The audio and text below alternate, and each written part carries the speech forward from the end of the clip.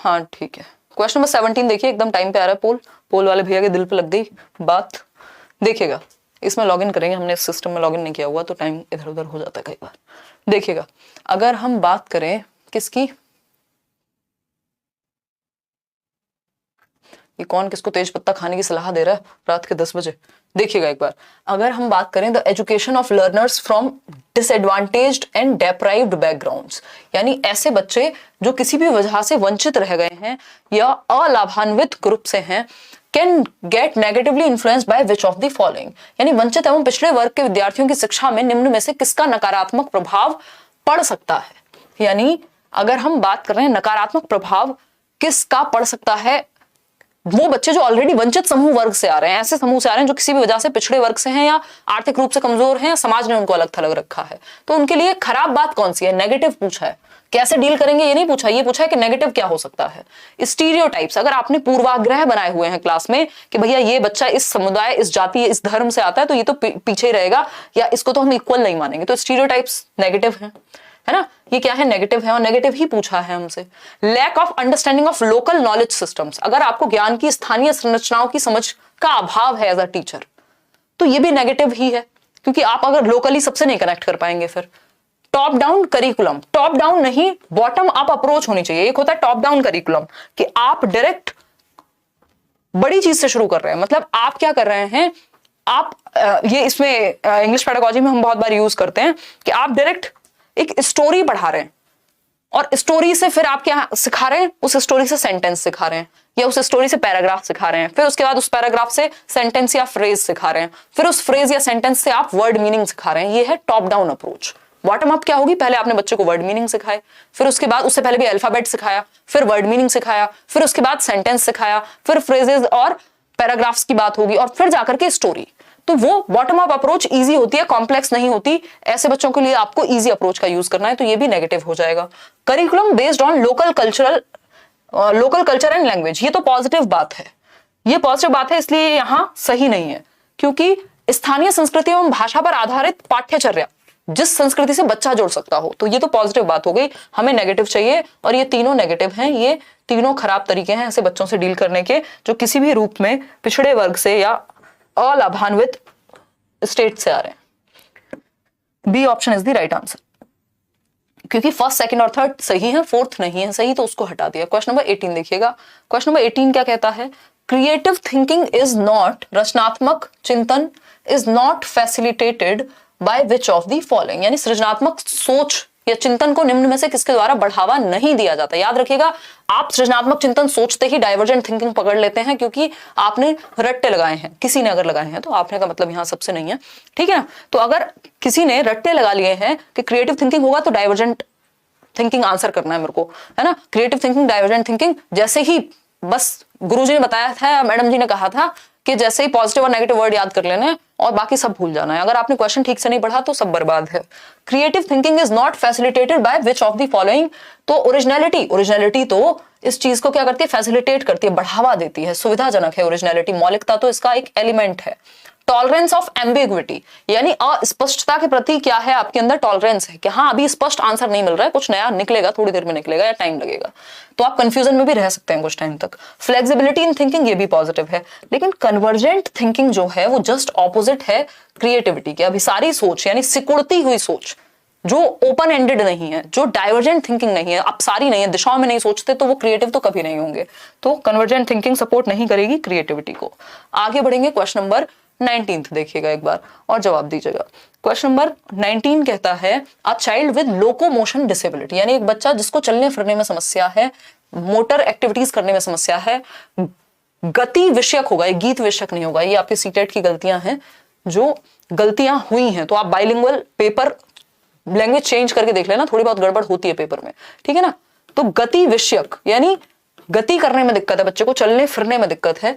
Joins a primary school, ऐसा बच्चा जिसको चलने फिरने में या लोकोमोटर डिसेबिलिटी है, वो एक प्राइमरी स्कूल में ज्वाइन करता है।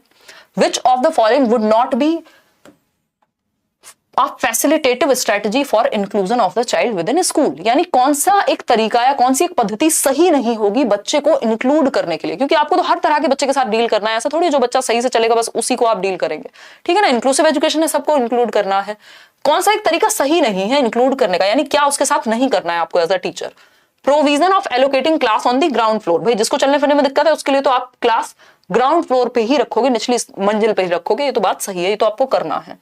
हमसे पूछा क्या नहीं करना है, एम्पैथी बिल्डिंग अमॉन्ग पीयर्स, यानी समकक्षियों में समानुभूति की भावना, यानी दूसरे भी उसके अनुसार या उसको समझ सकें, ये बात भी सही है। एप्रोप्रिएट इंफ्रास्ट्रक्चरल मॉडिफिकेशन, यानी स्कूल के इंफ्रास्ट्रक्चर में यदि कुछ परिवर्तन की जरूरत है, यानी रैंप बनवाना है, कहीं लिफ्ट लगवानी है, कुछ भी इस तरह का चेंज, तो उसको भी किया जाना चाहिए, क्योंकि सिस्टम के लिए बच्चा नहीं है, बच्चे के लिए सिस्टम है, तो बच्चे के अनुसार सिस्टम में चेंज हो सकता है।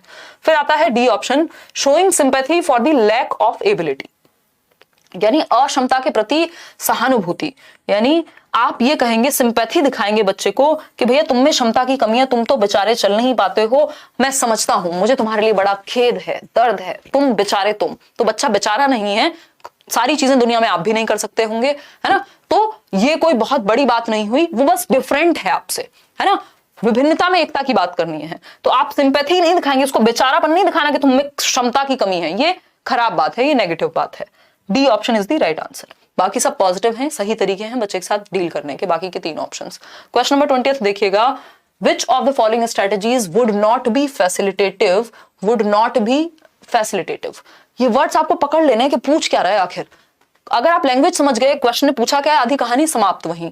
एक सामान्य स्कूल में विशिष्ट अधिगम अक्षमता वाले विद्यार्थियों के संदर्भ में कौन सी रणनीति सुसाध्यक नहीं है, यानी वुड नॉट बी फैसिलिटेटिव। एक बच्चा है जिसको हियरिंग डिसेबिलिटी है, जिसको सुनने में समस्या है, श्रवण दोष है, एक रेगुलर स्कूल में कौन सी एक चीज सही नहीं है जो आप उस बच्चे के साथ करेंगे जिसको सुनने में दिक्कत है। Relaxation in specific domains of learning wherever possible, जहां मुमकिन हो वहां अधिगम में विशेष छूट देना। भाई ऐसा काम जो मान लीजिए ओरल कोई एक्टिविटी आप करा रहे हैं जिसमें बच्चे को सुन के लिखना है, तो ऐसी एक्टिविटी में उसको छूट दे सकते हैं क्योंकि बच्चे को सुनने में समस्या होती है। बी ऑप्शन है रीजनेबल एकोमोडेशन इन करिकुलम, यानी पाठ्यचर्या में विवेकी समायोजन, यानी जैसी जरूरत हो वैसे आप चेंजेस ले आए, ये बात भी सही है। सही है तो गलत है क्योंकि हमें सही थोड़ी पूछ रहा है। Continual negative comments on errors committed, अगर उस बच्चे से कोई गलती हो जाती है तो आप उसको नकारात्मक टिप्पणियां देते रहते हैं, अरे तुम तो सुनते नहीं हो ध्यान से, अरे तुम्हारे तो कान खराब है, अरे तुम तो होगा ही नहीं तुमसे, ये क्या है, नेगेटिव चीजें हैं। तो ये सही तरीका नहीं है ऐसे बच्चों के साथ डील करने का जिसको सुनने में समस्या है ना। आपको सेंसिटिव होना है ऐसे बच्चे के प्रति, आप इनसेंसिटिव बिहेवियर कर रहे हैं यहाँ पे। इंडिविजुअलाइज्ड एजुकेशनल प्लान आईईपी बिल्कुल अच्छे होते हैं, ये आप दिमाग में बिठा लीजिएगा। आईईपी पे क्वेश्चन बहुत आता है कि आप व्यक्तिगत नीड के अनुसार योजना बनाएंगे, इंडिविजुअल नीड के अनुसार। C option is the right answer, क्योंकि यही गलत है और गलत ही सही है क्योंकि पूछा ही गलत था। क्वेश्चन नंबर 21 देखिएगा एक बार, Success in schools should be broadened beyond specific academic achievement within school to include। School में सफलता के पैमाने को विशिष्ट अकादमिक उपलब्धि तक सीमित न रखकर व्यापक होना चाहिए, यानी जो आपका सफलता का पैमाना है यानी सक्सेस जो होगी स्कूल में उसका वे ब्रॉडन्ड होना चाहिए। वो जस्ट स्पेसिफिक एकेडमिक स्थिति आपकी कितनी अच्छी, आप क्लास में फर्स्ट आते हैं तभी आप सक्सेसफुल हैं, ऐसा स्कूल में नहीं माना जाना चाहिए। इस बात के प्रति आपका क्या उत्तर होगा इन चार ऑप्शंस में से। Training given by coaching institutions, इसका मतलब यहां ये बिल्कुल भी नहीं था। Development of socio emotional capacities as an important part of education, बिल्कुल सही बात है। सामाजिक और सांवेगिक क्षमताओं का विकास हो कि बच्चे सेंसिटिव भी बने, सिर्फ नंबर लाने की मशीन ना बन जाए बच्चे, बल्कि उनमें सेंसिटिविटी हो, लोगों को समझें अपने आसपास के, उनके प्रति अच्छे हों, पॉजिटिव है। एक्स्ट्रा टेस्ट से इस बात का कोई संबंध नहीं है। Constant focus only on areas where a child is weak, सिर्फ वीक एरियाज पे फोकस करेंगे, जी नहीं, बाकी भी तो हैं जो स्ट्रेंथ्स हैं उस पर भी तो फोकस करेंगे।